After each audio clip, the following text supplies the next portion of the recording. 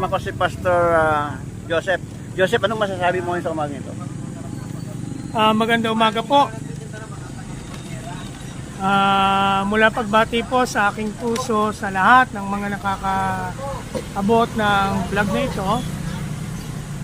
Holy Monday ngayon malapit na ang Holy Week.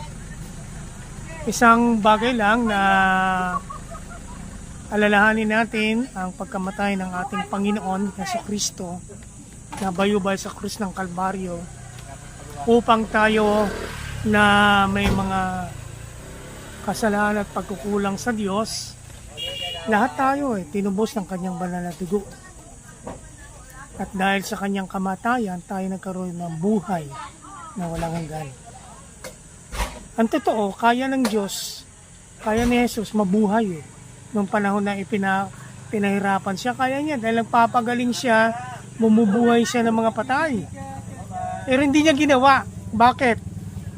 Kailangan ma-fulfill ang propesiya. Ang propesiya na ipapako sa krus ang anak ng Diyos upang ang sanglibutan, sangkatauhan ay magkaroon ng kaligtasan sa pamamagitan ng dugo ni Kristo. Tayo'y nalinis at ang buhay niya ang kanyang inihandog upang tayo makasalanan ay magkaroon ng buhay na walang hanggan. So napakahalaga po na ituon natin ang ating puso at isipan sa Diyos na buhay magpakailan pa man. Maraming salamat po. Amen. Salamat Pastor Joseph de la Cruz. Magandang mensahe natin ngayong umaga na kailangan talaga.